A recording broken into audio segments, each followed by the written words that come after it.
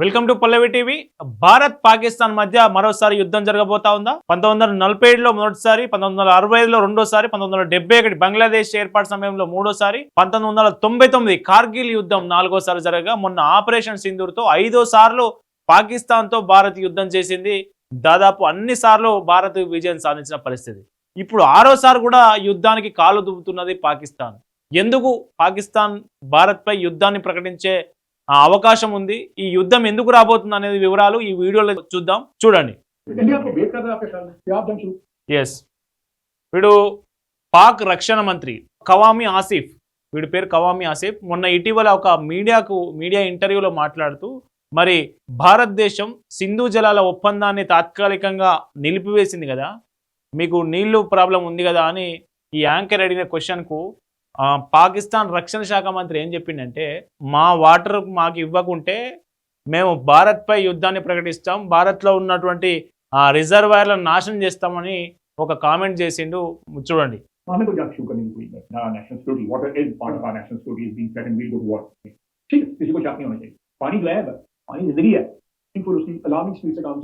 तो क्या पाकिस्तान इंडिया से इस पे जंग कर सकता है? The moment we feel that our national security, water is part of our national security, is being threatened, we'll go to war. ठीक है, किसी को शक नहीं होना चाहिए. We will go to war అట. మేము యుద్ధంకి వెళ్ళబోతాం. వాటర్కి సంబంధించి మా నీటి జలాల భద్రతకు సంబంధించి ఏమాత్రం నష్టం జరుగుతుందని భావించినా మేము యుద్ధానికి వెళ్తామని, భారత్ మీద యుద్ధం చేయబోతున్నామని చెప్తా ఉన్నారు పాక్ రక్షణ మంత్రి. ఎందుకు భారత్ మీద యుద్ధం చేయాల్సిన అవసరం ఏమొచ్చింది అంటే, వీళ్ళకు కనీసం తాగడానికి నీళ్ళు లేవు, కడుక్కోవడానికి కూడా నీళ్ళు లేవు. సో అది పరిస్థితి పాకిస్తాన్లో ఉన్నటువంటి జనం మొత్తం ఇప్పుడు తాగునీటి కొరత, సాగునీటి కొరత ఎదుర్కొంటా ఉన్నారు. వాళ్లకు సమాధానం చెప్పలేని పరిస్థితిలో పాకిస్తాన్ ఉంది. ఇప్పుడు ఏం చేయాలో తేల్చక ఆ మొత్తం నిందను భారత్ మీద వేసి భారత్ మీద యుద్ధం ప్రకటించాం, భారత్ వల్లే మాకి కరువు అంటూ ఈ పాక్ రక్షణ మంత్రి బీరాలు పలుకుతున్న పరిస్థితి. సో ఎందుకు పాకిస్తాన్లో ఇప్పుడు ఏం జరుగుతూ ఉంది, అక్కడ వాటర్ క్రైసిస్ ఎట్లా ఉందో ఒకసారి చూద్దాం. చూడండి, పాకిస్తాన్లో వాటర్ పరిస్థితి చూడండి, చాలా క్రైసిస్ ఉంది. తాగునీరు లేదు, సాగునీరు లేదు. సో ద్రవ్యోల్బణం పెరిగిపోతూ ఉంది, నిత్యావసర ధరలు పెరిగిపోతూ ఉన్నాయి. వ్యవసాయానికి సాగునీరు లేవు, వర్షాలు లేవు, వర్షాభావ పరిస్థితి. నిజానికి డ్యాముల్లో ఉన్నటువంటి మొత్తం వాటర్ అడుగంటిన పరిస్థితి.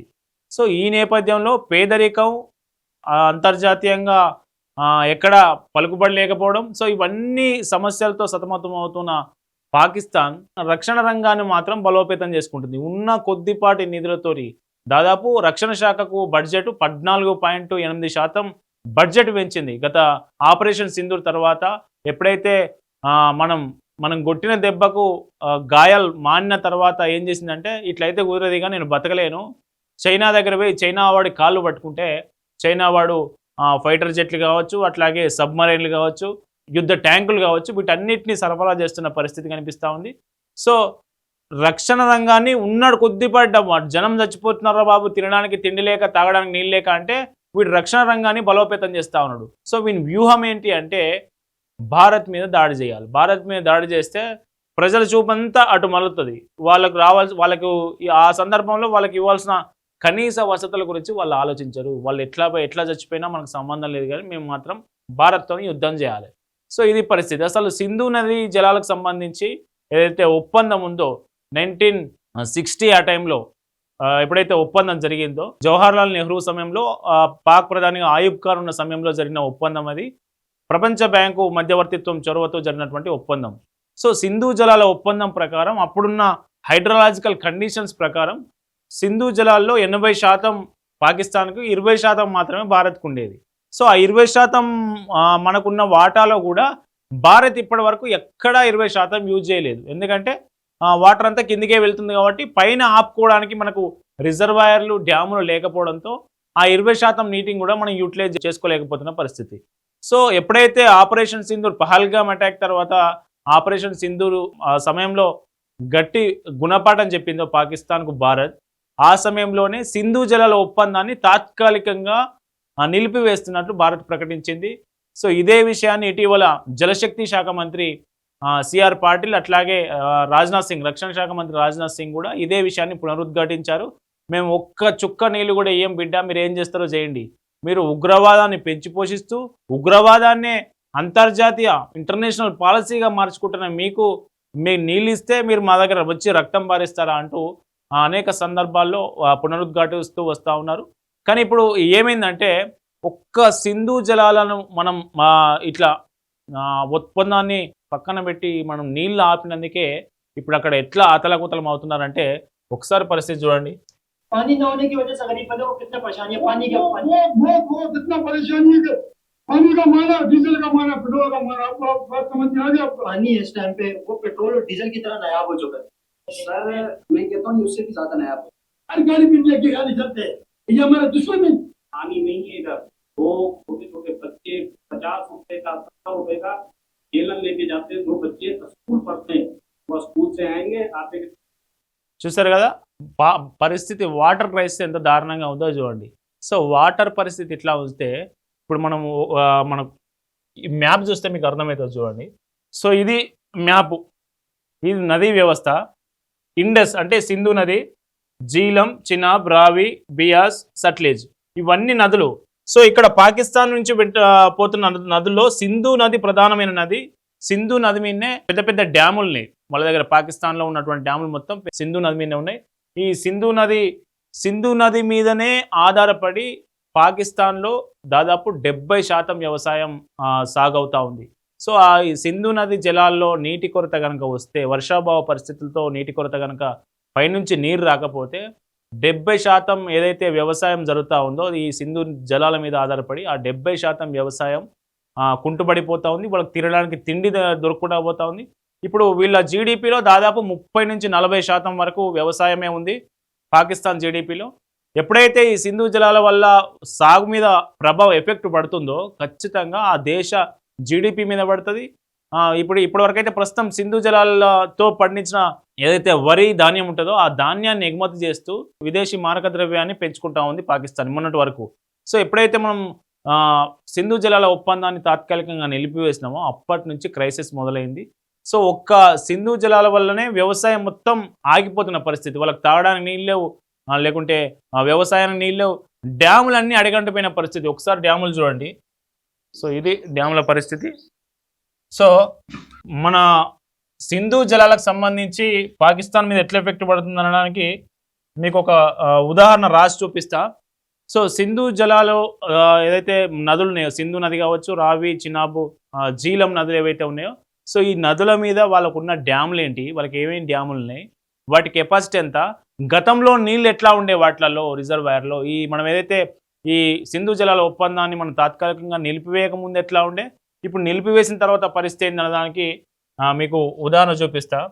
ఫస్ట్ టర్బేలా డ్యామ్ ఉంటుంది. ఇది పెద్ద డ్యాము. ఇది సింధు నది మీద ఉంటుంది.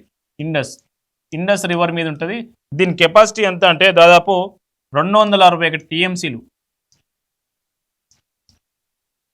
So 261 TMC. మన ఇప్పుడు ప్రస్తుతం ఉన్న టీఎంసీ అందులో నీళ్ళు ఎన్ని ఉన్నాయి అంటే 3.5. ఎంత దారుణమో చూడండి. సో 261 టీఎంసీలు ఉన్నటువంటి టర్బేలా డ్యామ్ యొక్క ప్రస్తుత పరిస్థితి ఏంటంటే అడుగంటిపోయింది. డెడ్ లెవెల్ స్టోరేజ్ అంటాం కదా, 3.5 టీఎంసీలు ఉన్నది. సో నెక్స్ట్ చష్మా ఉంటుంది. చష్మా డ్యామ్ ఉంటుంది. ఇది మనకు జీలం, మనకు ఇది కూడా ఇండస్ మీదనే డిపెండ్ అయి ఉంటుంది. ఇండస్ రివర్ మీదనే ఉంటుంది. ఇది 13 టీఎంసీలు మొత్తం దీని కెపాసిటీ అయితే ప్రస్తుతం 3 టీఎంసీలు ఉన్నాయి. 3.1 టీఎంసీ నీళ్ళు ఉన్నాయి. సో ఈ 2 డ్యామ్లే కాకుండా 3వ డ్యామ్ కూడా ఉంది. ఇది వేరే నది మీద ఉంది. అదేం నది అంటే ఇది మంగ్లా డ్యామ్. ఇది జీలం మీద ఉంది. దీని కెపాసిటీ 200, ఇది ఎక్కువ ఉంటుంది, 327 టీఎంసీ. ప్రస్తుతం ఎన్ని టీఎంసీలు ఉన్నాయంటే 10 టీఎంసీ ఉన్నాయి.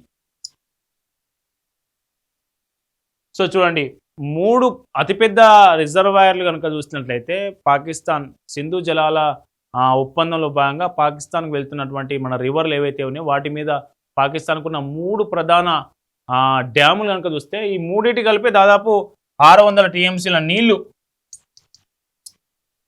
600 టీఎంసీల నీళ్ళలో ఇప్పుడు మనం చూస్తుంటే 3, 3, 6, 16 టీఎంసీలు.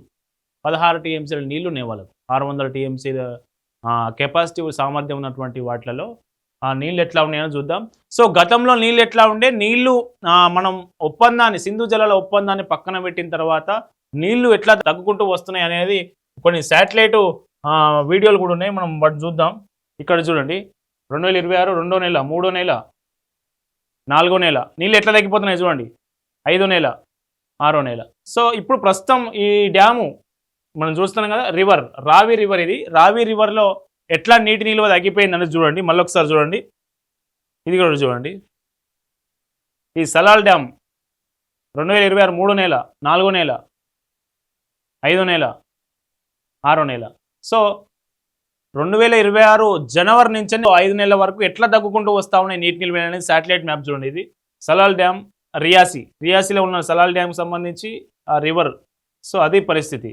ఇంకొక వీడియో కూడా ఉంది శాటిలైట్ సంబంధించి.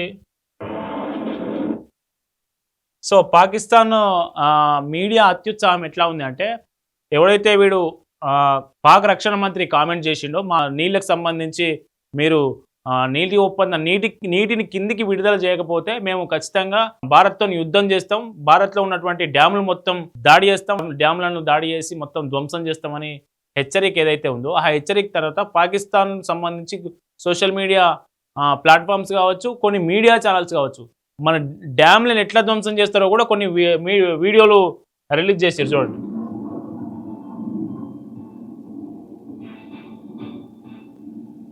ఇది దానికి సంబంధించిన వీడియో. సో ఈ పరిస్థితి ఇట్లా ఉంటే పీఓకేలో పరిస్థితి మరో రకంగా ఉంది. పీఓకేలో ఏం జరుగుతుందంటే, పీఓకే మీద ఇస్లామాబాద్ బాగా పెత్తనం చలాయించాలని చూస్తూ ఉంది. పీవాక్ జాయింట్ అవామీ యాక్షన్ కమిటీ నేతృత్వంలో పీఓకే ప్రజలు మొత్తం నిరసనకు తెలియలేపారు. ఎందుకంటే విద్యుత్ ఛార్జీల పెంపు కావచ్చు, వాళ్ళకు కనీసం తాగడానికి నీళ్లు కావచ్చు, వాళ్ళకు నీళ్ళు ఇవ్వట్లేదు. పాకిస్తాన్ ప్రభుత్వం పీఓకేకి నీళ్ళు ఇవ్వట్లేదు. సో పీఓకేలో కూడా పరిస్థితి దారుణంగా ఉంది. పీఓకే ప్రజలకు ఇస్లామాబాద్ అంటే పాకిస్తాన్ ప్రభుత్వం వాళ్ళకి నీళ్ళు ఇవ్వట్లేదు, తాగడానికి నీళ్ళు ఇవ్వకపోతే పీఓకేలో ఉన్నటువంటి జాయింట్ యాక్షన్ అవామీ కమిటీ ఏదైతే ఉందో వాళ్ళ నేతృత్వంలో ప్రజలు మొత్తం రోడ్ల మీదకి వస్తూ ఉన్నారు. వాళ్ళకు వారం 10 రోజులకు ఒకసారి కూడా నీళ్ళు వస్తలేవు. ఎందుకు వస్తలేవు అంటే, జీలం నది మీద ఆధారపడే పీఓకే ప్రజలకు కొంత వాటర్, అక్కడ ఉన్నటువంటి రిజర్వాయర్ చిన్న చిన్న నీటి వనరులకు జీలం నదే ఆ ముఖ్యమైన ఆధారం. సో జీలం నది కూడా మన పైన సింధు జలాల ఒప్పందాన్ని మనం పక్కకు పెట్టినాం కాబట్టి, సో వాళ్ళకు కూడా వాటర్ క్రైసిస్ ఉంది. వాళ్ళు ఇప్పుడు ఏమి హెచ్చరిస్తూ ఉన్నారంటే, పాకిస్తాన్ మాకు నీళ్లు ఇస్తేనే ఇవ్వండి, లేకుంటే మీ తలలు తీసేస్తామని హెచ్చరిస్తూ ఉన్నారు. ఒక జేఏసీ లీడర్ మాట్లాడుతున్న మాటలు వినండి ఒకసారి.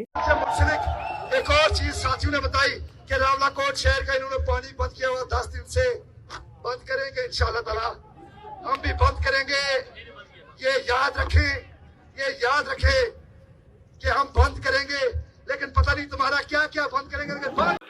సో మీరు మాకు వాటర్ ఇవ్వకపోతే మీ తలలు తీసేస్తామని చెప్తా ఉన్నారు, వీళ్ళు హెచ్చరిస్తూ ఉన్నారు. సో ఇంకొక కీలక విషయం ఏంటంటే, ఇక్కడ ప్రధాని మోదీ గతంలో అనేక సార్లు చెప్పారు. అయితే మనం ఎప్పుడైతే ఇండస్ వాటర్ ట్రెటీని మనం పక్కకు పెట్టినామో, ఆ ఒప్పందాన్ని తాత్కాలికంగా నిలిపివేసినామో, పాకిస్తాన్ అంతర్జాతీయ భద్రతా మండలికి వెళ్ళింది. సో ఇది పరిస్థితి, మాకు రావాల్సిన నీళ్ళు మొత్తం వాళ్ళు ఆపేస్తున్నారు. ఇప్పుడు మా పరిస్థితి దారుణంగా ఉంది, నీళ్లు లేక చచ్చిపోయేటట్టున్నాం, మీరు చొరవ తీసుకొని వాళ్ళతో మాట్లాడండి అంటూ మనకు ఐక్యరాజ్య సమితి భద్రతా మండలికి పోతే మనలు కూడా స్ట్రాంగ్ వార్నింగ్ ఇచ్చారు అక్కడ. సో ఇండస్ ట్రెటీ ఏదైతే ఒప్పందం ఉందో, సింధు జలాల ఒప్పందం ఏదైతే 1960లో అప్పటి హైడ్రాలజికల్ కండిషన్స్ ఆధారంగా చేసినటువంటి ఒప్పందం, అప్పటికి ఇప్పటికీ పరిస్థితే లేదు. మరోవైపు పాకిస్తాన్ లాంటి ఉగ్రవాదాన్ని పెంచి పోషిస్తున్నటువంటి పాకిస్తాన్కు నీళ్ళు ఇవ్వడానికి మేము సిద్ధంగా లేమని తేల్చి చెప్పేసింది మనకు ఐక్యరాజ్య సమితి భద్రతా మండలి కూడా. మన వాళ్ళు తేల్చి చెప్పేశారు. సో ఇప్పుడు ఏం చేయనో అర్థం కావట్లేదు, నీళ్లు లేవు తాగడానికి, ఆర్థిక పరిస్థితి ఘోరంగా దిగజారింది. సో ఈ నేపథ్యంలోనే మరొక కీలక అంశం ఏంటంటే, మోదీ కూడా అనేక సార్లు చెప్పారు, ప్రధాని మోదీ, నీళ్లు రక్తం ఒకే చోట కలిసి ప్రవహించలేవని ఆపరేషన్ సింధూర్ తర్వాత మోదీ చాలా ఘాటుగా వాళ్ళకు వార్నింగ్ ఇచ్చారు. సో నిజానికి 1960లో నెహ్రూ సమయంలో ఈ ఒప్పందాన్ని ఏదైతే సింధు జలాల ఒప్పందం ఉందో, ఇప్పటి వరకు ఏ నాయకుడు కూడా దాన్ని తాత్కాలికంగా నిలిపేయలేదు. దేశ భద్రత కోసం, అంతర్జాతీయంగా పాకిస్తాన్ను దోషి అని నిరూపించడం కోసం మోదీ ప్రభుత్వం ఈ నిర్ణయం చాలా స్ట్రాంగ్ నిర్ణయం తీసుకొని ఇప్పటికీ దానికి కట్టుబడే ఉంది. ఇప్పుడు పాకిస్తాన్లో నీళ్లు లేకుండా చచ్చిపోతున్నారు. ఒక్క బుల్లెట్ ఖర్చు కాకుండా, ఒక రక్తం చుక్క నేలవాడకుండా, ఒక సైనికుడికి చిన్న గాయం కాకుండా పాకిస్తాన్ ఇప్పుడు వాళ్ళ ప్రజల చేతనే వాళ్ళ పాలకుల మీద దుమ్మెత్తి పోసేలా, వాళ్ళ పాలకుల తీరును ఖండించేలా మోదీ తీసుకున్న నిర్ణయం ఇప్పుడు వాళ్ళకు ప్రాణ సంకటంగా మారింది. వాళ్ళకి ఏం చేయనో అర్థం కావట్లేదు. ఉన్న కొద్దిపాటి డబ్బును మొత్తం రక్షణ వ్యవస్థ మీద ఇన్వెస్ట్ చేసి మళ్ళీ భారత్ మీద యుద్ధానికి కాలదువ్వుదామంటూ బీరాలు పలుకుతా ఉన్న పరిస్థితి. సో మోదీ గతంలో మాట్లాడినటువంటి ఒక డైలాగ్ చూద్దాం. ఇండియా డిసైడెడ్ खून और पानी एक साथ नहीं बहेंगे। अब देशवासियों को भली भांति पता चला है कि सिंधु का समझौता कितना अन्यायपूर्ण है, कितना एक तरफा है। भारत से निकलती नदियों का पानी दुश्मनों के खेत को सींच रहा है और मेरे देश के किसान, मेरे देश की धरती पानी के बिना प्यासी। సో కడుక్కోవడానికి తాగడానికి నీళ్లు లేని పరిస్థితిలో పాకిస్తాన్ భారత్ మీద యుద్ధం చేస్తుందా? యుద్ధం చేస్తే గెలిచే పరిస్థితి ఉందా? సో ఈ అంశం మీద మీరు మీ అభిప్రాయాలను కింద కామెంట్ చేయండి. పాకిస్తాన్కి సంబంధించి భారత్తో యుద్ధానికి కాలదువ్వుతూనే అమెరికాతో అంటగాగుతూ ఉంది. ఆసిఫ్ మునీర్ ఎవరైతే సైన్యాధ్యక్షుడిగా ఉన్నటువంటి ఆసిఫ్ మునీర్ ఉన్నాడో, ట్రంప్ వచ్చిన కాంచెని ఇంకా బాగా రెచ్చిపోతూ ఉన్నాడు.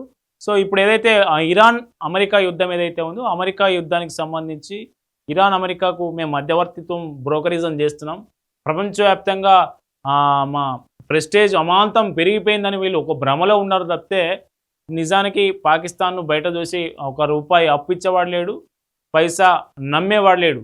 సో ఈ నేపథ్యంలో భారత్ మీద పాకిస్తాన్ యుద్ధం చేస్తుందా? చేస్తే మనం ఎట్లా తిప్పి కొడతాం, ఏంటి మళ్ళీ దెబ్బతినక తప్పదా అనేది మనం వేచి చూడాలి. ఈ అంశానికి సంబంధించి మీరు మీ అభిప్రాయాల కింద కామెంట్ చేయండి.